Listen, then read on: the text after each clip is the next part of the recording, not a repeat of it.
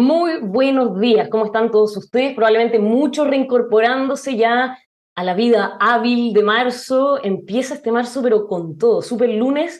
Y no solo eso, sino que súper semana porque no tenemos solamente este reingreso de la mayoría a los trabajos, a los colegios, a las universidades, sino que también el inicio del proceso constituyente, un cambio de gabinete inminente, el aniversario del primer año del presidente Gabriel Boric en La Moneda. Y vamos a estar tratando de hablar de todo esto, de los desafíos, de lo que se viene para este 2023 y para estos días, con Tomás Duval, analista político y académico de la Universidad Autónoma. Tomás, bienvenido. Feliz lunes, super lunes. Buenos días, Patricia. Sí, un gran día lunes hoy. Muy Bueno, intenso apareció el mes de marzo. así es, muy intenso y quizás lo que primero salta a la vista, o lo más importante, si lo pudiéramos decir en esos términos, en materia política, este inicio del nuevo proceso constituyente, Tomás. Se instala la comisión experta, también el comité técnico de admisibilidad, los árbitros, y el primer hito que se da más allá de la instalación es la elección de la mesa directiva. Hablemos un poco de eso. ¿A qué hay que estar poniendo ojo hoy día, Tomás? Yo diría que básicamente en el comité de expertos es en cómo va a ser el procedimiento y la elección de la directiva y quién va a presidir las comisiones, porque las comisiones también están preestablecidas. Porque va a ser inevitable mirar hacia atrás y ver la comparación. Entonces yo creo que la señal que cómo la comisión experta resuelva democráticamente esta elección de vicepresidente y presidente, más quienes presiden la comisión, será una señal muy importante para ver cómo va a funcionar esta comisión de expertos, porque tiene un plazo muy acotado y naturalmente las fuerzas políticas están bastante equiparadas. Entonces, lo que se requiere para aquello, básicamente es un acuerdo que permita el funcionamiento de esta comisión experta. Ahí quizás remarcar para todos los que se están sumando aquí al programa y también a marzo, que son 24 los expertos, está más o menos dividido entre 2 y 12, entonces por eso lo importante del punto que marca, en el sentido de cuántos votos va a tener aquel que resulte presidente o presidenta y así vicepresidente o vicepresidenta. ¿Hay ya alguna noción, Tomás, de cómo podría darse esta votación o todavía estamos totalmente en la incertidumbre? Hay incertidumbre. Yo sé que han estado negociando intensamente el fin de semana, pero no tengo, hasta esta hora no tengo claridad sobre el acuerdo. Lo que sería importante era que quizás fuera casi por unanimidad esto. Sería una señal bien potente que hubiera un acuerdo, porque de esa manera se va a dar una forma de trabajar distinta. Es decir, si las fuerzas políticas llegan a un acuerdo de quién va a presidir, quién va a ser el vicepresidente y las comisiones, como decía, creo que esa señal de establecer acuerdo y diálogo va a marcar el trabajo de la comisión experta y puede ser una señal importante. Teniendo en cuenta además que el proceso constituyente ha ido perdiendo un poco de intensidad en las encuestas, básicamente, ¿no? Claro, de hecho, para muchos esa es una gran preocupación, el poco ánimo, el poco interés de la ciudadanía, porque algunos mencionan que esto podría un poco menguar la legitimidad, en el sentido de que si no hay tanto interés, ¿cómo se hace que esto realmente cale hondo entre todos? ¿Cómo lo ve usted? Yo creo que todavía falta para conocerlo. Hay que desarrollar este proceso. Recordemos que va a terminar hacia finales de año, con una elección en la cual la ciudadanía va a tener que pronunciarse. Y yo creo que todavía falta un trayecto largo, ¿no es cierto?, este año. Si el trabajo de la comisión experta y después de aquellos que resulten electos para formar el Consejo Constitucional, creo que si ese trabajo es adecuado y se llega a una propuesta que la ciudadanía le pueda hacer sentido, me parece que puede ser un buen camino para tener un nuevo texto constitucional. Ahora, en última instancia va a ser la ciudadanía la que resuelva. Aquí no hay otra opción, digamos. Y eso es lo interesante del proceso. Tomás, usted mencionaba los plazos. 3 meses tiene este comité de expertos para redactar el anteproyecto. Ya hay algunos, no debates, sino que más bien algunos comentarios de algunos expertos que están anticipando que estos 3 meses quizás podrían quedar cortos, que el plazo de 15 días para ir presentando las iniciativas constitucionales en cada capítulo podría quizás extenderse. ¿Cómo anticipa usted que podría darse esta discusión de los plazos mismos del comité experto? A ver, es natural que los expertos pretendan tener mayor plazo, pero ya está agotado el plazo, ese es lo que hay y van a tener que hacerse en ese tiempo.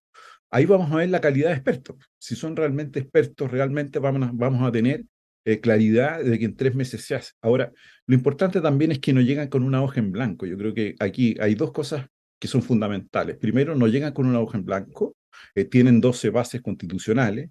Además, cada uno de los expertos me imagino que tiene en su mente no solamente esas bases, sino que los textos constitucionales existentes. Y de alguna manera eso puede facilitar que se logre un texto en 3 meses. Indudablemente podrán haber tensiones y discusiones. Vamos a ver dónde se van a centrar esas discusiones.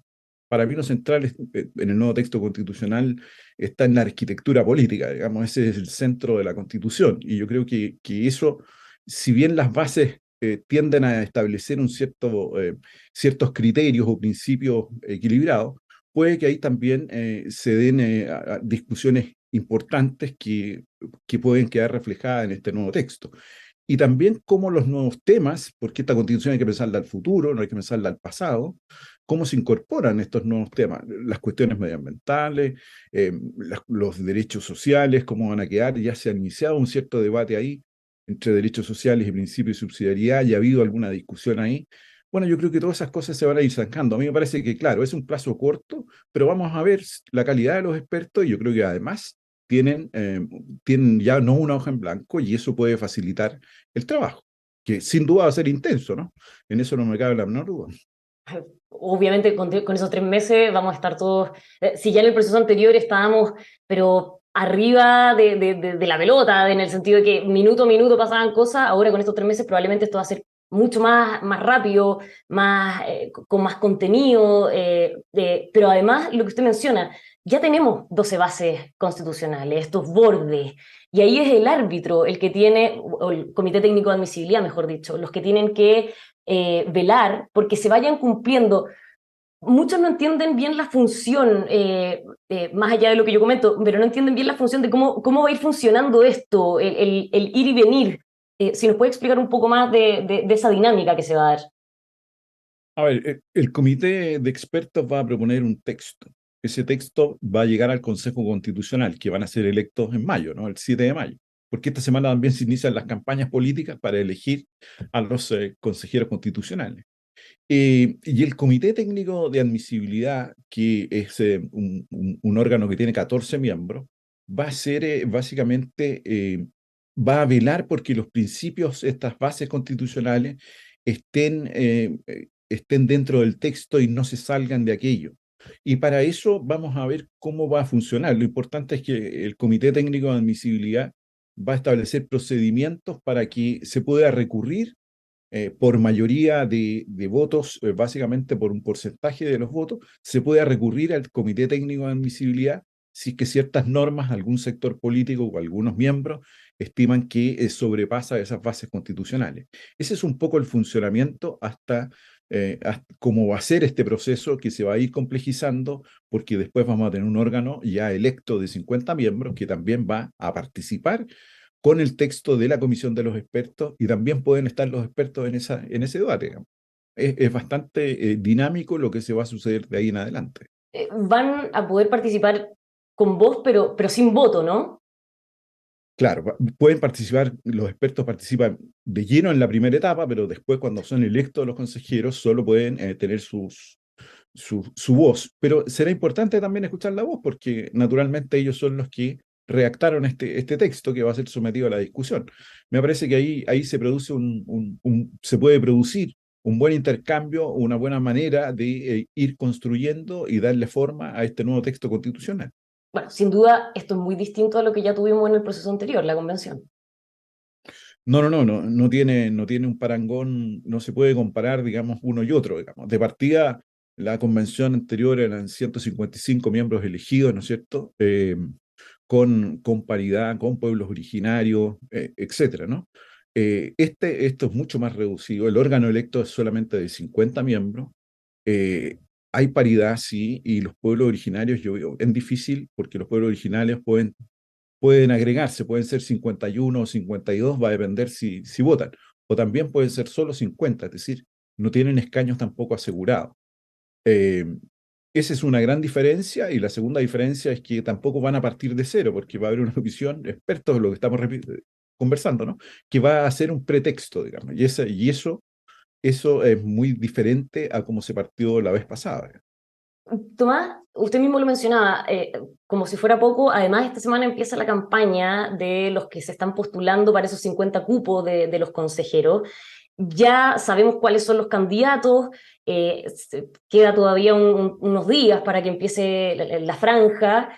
Algunos, como por ejemplo el presidente Sebastián Piñera, decía ayer en Canal 13, no va a participar de esta franja, pero ¿cómo ve usted que se va a dar la campaña en el sentido de que son cupos muy preciados, son pocos, y aquí además los partidos han optado por poner caras reconocibles para que en este cortito tiempo de campaña las personas al final voten por una cara conocida y no por alguien claro, no ha estado en la luz pública? ¿Cómo ve usted que va a hacer esta campaña? A ver, yo creo que va a ser intensa, son 60 días bastante intensos. Vamos a ir conociendo los candidatos. Esto aquí tiene una particularidad porque va a ser más bien a nivel regional donde se van a establecer, porque es un símil del Senado, para decirlo en pocas palabras, la convención es un símil del Senado. Entonces ahí vamos a ver. Ahora, hay muchos candidatos que, como dices tú, algunos provienen de largas trayectorias políticas y otros son nuevos. Entonces hay una mezcla, una diversidad muy importante, pero para mí la gran duda aquí es que esto es con voto obligatorio. Y cualquier cálculo que se haga con anticipación a mí me parece muy inadecuado, porque no sabemos cómo van a votar esas personas que por primera vez van a participar en una elección en la cual se elige una persona. Porque si bien participaron en el plebiscito pasado, ese fue un voto más bien programático por alguna propuesta o alguna idea o lo que fuese, ¿no? Pero aquí tienen que votar por una persona y eso no sabemos realmente cómo se van a comportar porque no lo han hecho nunca. Entonces va a ser muy difícil cómo predecir ese resultado. Y eso lo que hace es tener incertidumbre en esta elección, ¿no? Y las listas que tampoco son tantas, ni son bastante más acotadas que en el proceso posterior, ¿no es cierto? Hay dos pactos en el oficialismo y la oposición, llamémoslo así, hay tres listas de la oposición republicano y el partido de la gente, digamos. Esas son las configuraciones.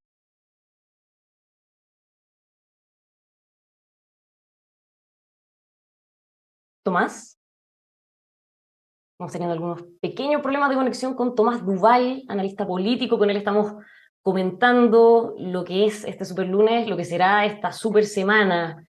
El inicio de marzo llegó con todo, porque no solo inicia el proceso constituyente. Tomás, ahí lo veo. ¿Me escucha bien? Sí, perfecto. Ahí estamos, lo No perdimos unos segundos. perdón. Nos estaba comentando, Tomás, el tema de la campaña, lo difícil o no que se va a ver esto pensando en los personajes que están en ella. Sí, la campaña, a ver, la campaña hay candidatos que tienen una larga trayectoria, personas de alto trayectoria política, voy a mencionar a Andrés Saldívar, Jaime Raine, etcétera. Hay muchos, ¿no? No quiero excluir a nadie. Eh, el ex senador Núñez, etcétera, ¿no? Eh, pero también hay una gran cantidad de personas que son muy desconocidos y por lo tanto eso va a ser bien interesante de cómo se va a producir esa campaña y de qué manera aquí las fuerzas políticas van a establecer un vínculo, ¿no? Y lo segundo que decía que es muy difícil predecir el resultado porque hay mucha gente que va a votar por primera vez por una candidatura. Si bien el plebiscito pasado votó de una cuestión programática, esta vez va a votar por un candidato y eso no sabemos cómo se van a comportar. Y de fondo, hay una cuestión política aquí de fondo, que son las hegemonías de cada sector. Dentro del oficialismo, yo creo que hay una hegemonía que se está en disputa entre la izquierda, básicamente el Partido Socialista, la lista de Prodignidad más el Partido Socialista y el PPD, que va con la DC de los radicales. Bueno, ahí hay una disputa que me parece que está dada en esta elección y los números del gobierno hoy día pueden influir en que una lista pueda tener mayor peso o no, ¿no? Y en la oposición a mí me parece, de alguna manera, llamándole oposiciones, porque no hay una sola oposición, ¿no es cierto? Yo creo que también hay una disputa en la hegemonía de este sector, ¿no? Que está dada por Chile Vamos, por el Partido Republicano y también el Partido de la Gente, que no sabemos de aquí era cómo va a ser esa votación. Yo creo que ahí hay una disputa hegemónica que también se va a resolver con un trasfondo político que lo vamos a ver en esta elección. A mí parece que, por ejemplo, lo que sucedió, tú mencionabas al presidente Piñera, yo creo que hay un vacío de poder en Chile Vamos y el presidente Piñera, el expresidente Piñera, ha salido un poco a colocarse en ese vacío. Los vacíos se llenan muy rápidamente, ¿no? Claro, porque en la contraparte, o quizás más a la derecha de Chile Vamos, que está el Partido Republicano, vemos a José Antonio Cast muy preocupado de esta campaña, ya recorriendo todo Chile, poniendo la cara también para que se vote por ese partido, y no así, o no tanto así, con Chile Vamos, y entonces hemos visto al expresidente Sebastián Piñera eh, muy preocupado, diciendo además que él va a estar interesado y siguiendo este proceso, pero en segunda línea. Sí, pero eso da cuenta de un vacío de poder. Yo creo que hay un vacío de poder y el expresidente Piñera intenta llenarlo. Ahora, él dice que no va a participar en la campaña. Le creo y no tengo por qué dudar de aquello. Entonces va a estar ausente de eso, pero no va a estar ausente del debate político. Yo creo que ahí hay una cuestión que él mismo lo ha señalado. Ahora, está por verse cuánto protagonismo no va a tener. Pero sin duda también el Partido Republicano está haciendo una campaña por una marca, ¿no? Con una letra R que recorre el país tranquilamente. Y nunca hay que olvidar lo que hace el Partido de la Gente, que ha hecho una democracia digital que hasta el momento, a pesar de sus desórdenes políticos que ha tenido, en lo electoral le ha ido bastante bien. Tomás, usted mencionaba esta hegemonía que se está dando, el poder de las fuerzas políticas en cada uno de los bloques, y dentro del oficialismo obviamente se ve una división que al comienzo del gobierno era el comentario de muchos, las dos almas, pero cuando termina por zanjarse que van a ir en dos listas separadas es una manera de materializarlo. Y si dejamos por un segundo el proceso constituyente de lado, vemos cómo esto también tiene repercusiones en el mundo político diario, o sea, en cómo está repartido el gabinete, los ministerios, la subsecretaría, y aquí viene este cambio de gabinete inminente que se anticipa para esta semana, no sabemos bien el día, pero ya distintos personeros de la moneda han mencionado que va a estar. ¿Cómo debería ser, Tomás, a su juicio?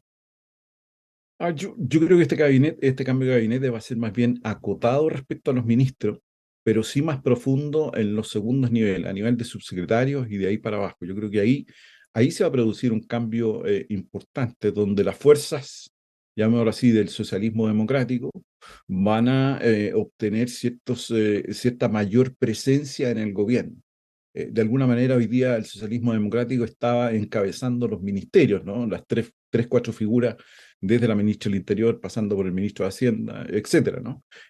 Tres o cuatro figuras que estaban sosteniendo de alguna manera el gobierno desde esa perspectiva. Y yo creo que de aquí este cambio será con algunos ministerios que están bastante cuestionados, eh, y de alguna manera esos cambios van a ser más sectoriales que políticos, me parece.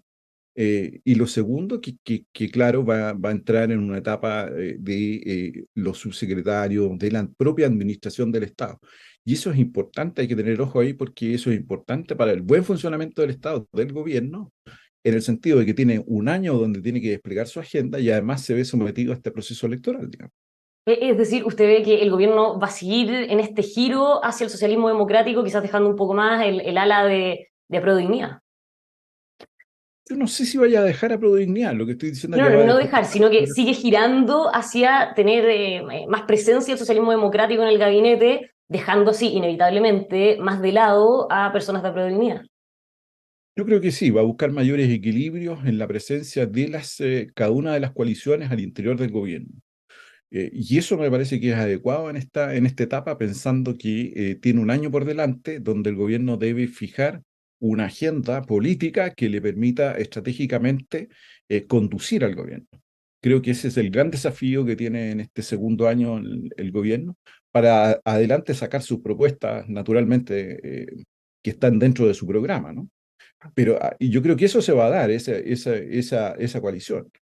Y es distinto a la disputa que ahí está hegemónicamente, cuáles son los partidos importantes, ¿no? Aquí hay un cambio de alianzas, ¿no? El Partido Socialista ha cambiado su estrategia, vamos a ver si eso perdura o fue una estrategia netamente electoral para esta convención. A mí me parece que es más profunda que una cuestión electoral.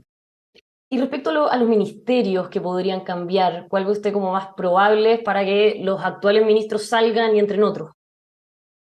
Es difícil, ¿ah? Yo no estoy en la mente del presidente, eso lo sabe el presidente, ¿no? Pero hay ministros que son muy poco conocidos y tampoco bien evaluados, ¿no? Quizás uno podría decir, mire, voy a colocar solo un ejemplo, puedo equivocarme aquí, el Ministerio del Deporte quizás puede estar muy en duda. Hoy día, este año hay un gran evento y se ha notado como ausente, como presencia, a lo mejor se requiere reforzar esa línea, pero pero el cambio más que porque un ministro lo está haciendo bien tiene que ver con la agenda y de alguna manera por eso yo creo que a nivel ministerial va a estar más acotado. Sin duda la canciller ha sido muy criticada, no sabemos si eso efectivamente, por ejemplo, la canciller Urrejola, si ahí se va a producir o no algún cambio, porque ha sido muy criticada por su gestión. No estoy diciendo que esos sean los únicos, pero estoy diciendo que es bastante más acotado y yo creo que la profundidad está en los otros niveles. Tomás, y en ese sentido, usted menciona mucho el relato, se podría decir, o cómo va a gestionar el gobierno este nuevo año, pensando que ya cumplimos o estamos por cumplir el primer aniversario del presidente Gabriel Boric en La Moneda. ¿Cuál cambio de timón, las modificaciones en este discurso deberían darse pensando en 2023? Yo diría que tiene que establecer una agenda. Lo que yo no vi el proyecto durante el primer año del presidente Gabriel Boric, una agenda política gubernamental clara. Claro, en la primera etapa del gobierno sí, porque estaba inmerso en el proceso constitucional. Pero de ahí en adelante, mi impresión es que al gobierno la realidad le fue colocando la agenda. Llámese los temas de seguridad, los temas de inflación, etcétera, ¿no? Y de alguna manera eso lo hizo actuar reactivamente y que en algunos casos bastante mal, que terminó en una baja evaluación del gobierno durante el año 2022, ¿no? Un bajo nivel de aprobación. Entonces, yo creo que el cambio fundamental aquí es que si el gobierno tiene una agenda, la fija y coloca sus objetivos estratégicos, bueno, ya sabemos los hechos que vienen en este año. Eh, Obviamente ocurrirán hechos inesperados, pero básicamente tiene un camino y una agenda que si coordinadamente dentro del equipo gobierno, con este cambio y refuerzo quizás de mayor contenido político, pueda tener resultados exitosos a final de año, digamos. A, Y eso a- a- me parece importante, ¿no? a eso se refería la ministra del Interior, Carolina Toda, cuando decía hace solo unos días que es el momento de actualizar la promesa de este gobierno, ¿no? Sí, yo entiendo eso, no entiendo que haya una modificación programática, sino que ver qué cuestiones son las importantes aquí. Porque claro, a Pro Dignidad comenzó un gobierno, pero si hoy día uno lo ve, tiene a los militares en la zona norte pidiendo control de detención, una cosa inesperada para Pro Dignidad. Yo creo que para muchos de ellos ha sido un cambio muy violento, por ejemplo, aquello. Estados de emergencia que se han sucedido en la Araucanía, ¿no? Eh, bueno, en fin, muchas cosas que hasta el TP-11, ¿no es cierto?, fue aprobado a pesar de todo. Entonces yo creo que esas contradicciones que tuvo el gobierno, que tuvo que enfrentar después en la práctica, si hoy día eso lo lleva a una agenda determinada, llámese en materia tributaria, de pensiones, más de seguridad, que ya lo ha desplegado, si eso lo hace adecuadamente, bueno, puede tener muy buenos resultados a final de año. Yo creo que ahí hay un desafío y yo creo que el presidente está consciente de eso y me parece que eso es lo que será lo fundamental de este cambio de gabinete. Un paréntesis por lo que mencionaba, esto del despliegue de las Fuerzas Armadas en el norte, por toda la situación migratoria. ¿Qué opina de la medida? A su juicio, ¿cuánto sirve o no esto? A ver, yo aquí tengo una opinión que cuando uno coloca a las Fuerzas Armadas en materia de seguridad, eh, se corren muchos peligros porque no están preparadas para aquello y de alguna manera tampoco la experiencia en América Latina cuando han entrado, porque no es única, ¿no? Sabemos que las Fuerzas Armadas no resuelvan el problema de fondo, ni menos las causas. Por lo tanto, es solo una cuestión de percepciones, de señales. Eh, y la dificultad es que efectivamente las Fuerzas Armadas no están preparadas para este tipo de acciones y les cambian efectivamente su forma, su doctrina. Yo creo que eso va a ser muy difícil de continuar. Ahora, uno esperaría que esta medida fuera temporal, pero yo siempre hago el paréntesis de las cosas en Chile, a veces lo temporal se suele ser permanente. Entonces ahí donde hay un peligro. A mí me parece complejo colocar a las Fuerzas Armadas en materias de seguridad por las implicancias que tiene.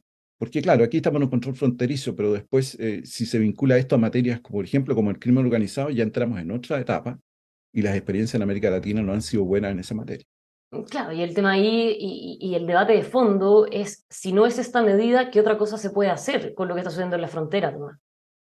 No, claro, si las Fuerzas Armadas son, cuando el Estado falla, las Fuerzas Armadas empiezan a tapar ciertas circunstancias eh, que permiten dar ciertas señales de seguridad. Si es lo mismo que ocurre en la macrozona sur.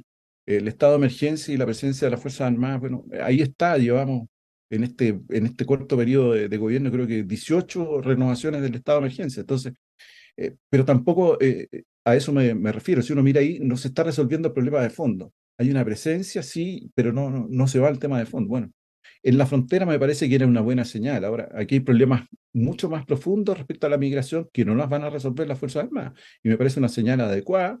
Se recurre cuando efectivamente hay un problema. No hay capacidad para este resguardo de la frontera. Carabineros no lo podía hacer solo y efectivamente el ejército tuvo que participar, digamos. Porque la Armada lo hace, por ejemplo, en el territorio marítimo, tiene una policía marítima. De alguna manera ahí tiene ya desplegado de alguna forma. Y lo mismo la Fuerza Aérea en el territorio aéreo. Sin lugar a duda, el tema de la migración va a ser quizá una de las grandes preocupaciones, prioridades también para este nuevo año. Tomás, volviendo al hilo en el que estábamos, se cumple un año del presidente Gabriel Boric en La Moneda y a diferencia de los últimos meses, llega este aniversario con una sensación de mejoría. ¿En qué sentido? No solo en los datos. Por ejemplo, la encuesta Academ, publicada ayer, que conocimos el día de ayer, muestra una aprobación de 35%, que es la más alta desde septiembre del año pasado. Y además el tema de los incendios, cómo se afrontaron, dejando un poco de lado los debates, la intencionalidad y eso, le dieron una especie de aire al Ejecutivo para poder enfrentar marzo. ¿Cómo ve usted que llega el gobierno a este aniversario? Yo creo que llega mucho mejor que lo que estaba en diciembre. En diciembre estaba demasiado complejo y fue rematado con el tema de los indultos, que le produjo un largo desgaste al gobierno sin poder salir de ese tema. Pero más allá, yo creo que el gobierno se dio cuenta de que había que implementar ciertas cosas. Lo que hizo en los incendios, más allá de las cuestiones, hubo una coordinación, se notó esfuerzo, el gobierno está en eso. La dificultad es a futuro, que es ahora, cuando viene el tema de reconstruir. Yo creo que ahí tiene un tema importante que debe estar atento, porque eso es lo más sensible. Quizás los incendios ya son menos relevantes, pero esa etapa es la que viene. Y en materia de seguridad, lo que recién hablábamos, implementó cuestiones en el norte respecto a la migración, fomentó. Todo eso de alguna manera ha hecho que el gobierno, las propias cifras económicas son bastante mejores de la que el mercado esperaba. Entonces, yo creo que eso le ha dado un impulso al gobierno en que llega a este primer año con una iniciativa política que lo tiene. Y esa iniciativa política debe aprovecharla por el gobierno adecuadamente. Creo que tiene la iniciativa política y si esa iniciativa coloca términos en la agenda, pueden mejorar todavía las cifras de aprobación de este gobierno. Aprovechar entonces este envión con el que inicia marzo. Sin duda es un gran apoyo, un estado de ánimo que yo creo que es distinto, y eso también va a ayudar mucho al gobierno. Yo creo que eso se nota. Y una oposición que yo tampoco la veo con una agenda, entonces creo que tiene una oportunidad. Hablemos unos minutos solamente de esa oposición. Usted mencionaba, ve un vacío de poder en Chile Vamos, pero más allá de eso, ¿qué le parece la postura que están teniendo hasta ahora los parlamentarios de los distintos partidos de Chile Vamos con las reformas emblemáticas que está impulsando el gobierno? Tributaria, que se vota esta semana en la Cámara de Diputados, y también de pensiones, Tomás. A ver, yo creo que a mí lo que veo en la oposición que está sin una agenda, no tiene claridad, aparece criticando fundamentalmente, que eso es natural, que las oposiciones critiquen la acción del gobierno. Pero en estas materias que son tan importantes, la reforma de pensiones no es algo nuevo, llevamos mucho tiempo discutiéndola. Yo creo que aquí ya uno esperaría que vayamos a propuestas mucho más concretas y directas. Y que es inevitable sacar adelante en esta materia de pensiones, ¿no? ¿No? Es inevitable ya mantener esta situación en la cual está el país. Sin duda aquí también se va a dar una discusión sobre el sexto retiro. Vamos a ver qué va a hacer esa oposición y el oficialismo en esta materia, que también va a ser un tema que va a tensionar, puede tensionar al oficialismo, pero también a la oposición, ¿no? De la manera en que se comporten, me refiero yo. Entonces yo veo muy reactiva a la oposición sin una claridad estratégica respecto al gobierno. Yo creo que eso lo ha complicado, ¿no? Pasó de sumergirse a la crítica de los indultos, después en los incendios tuvo que colaborar como era necesario, y yo creo que hoy día, bueno, tiene un problema la oposición. Yo creo que tiene un problema profundo de agenda, de liderazgos, que si el gobierno, por eso digo, si este envión que tiene el gobierno lo aprovecha bien, puede darle muchos réditos políticos. Tomás, ya nos quedan pocos segundos y solo para terminar y haciendo quizá una recapitulación del programa, de todas las cosas que se vienen esta semana, lo más importante para usted para este marzo y para estar atentos. A ver, lo que hará el gobierno respecto a su cambio de gabinete y lo segundo, el proceso constitucional. Yo creo que son no menores lo que viene. Y también está el Día de la Mujer, ¿no? Que es sumamente importante esta semana. Entonces, creo que hay hitos no menores del primer año de gobierno que tienen que ver con este cambio de la nueva agenda. El inicio del proceso constitucional, veamos cómo se va a comportar este desarrollo. Y también el inicio de las campañas, que lentamente van a tener que ir tomando posicionamientos públicos, lo cual va a tensionar la agenda política, sin duda. Importante ese 8M, sobre todo para un gobierno que se autodenomina feminista. ¿Qué señales podría dar el Ejecutivo de este 8M?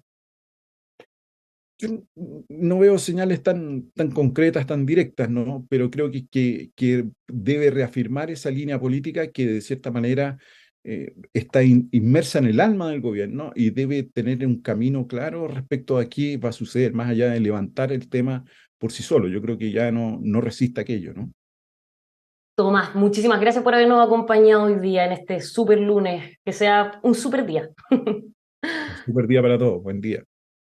Bueno, para todos ustedes que nos están viendo, los dejamos invitados, como siempre, que sigan con nosotros informándose esta agitada, intensa semana, siguiendo minuto a minuto el proceso constitucional y, por supuesto, la contingencia. Muchísimas gracias por haber estado ahí.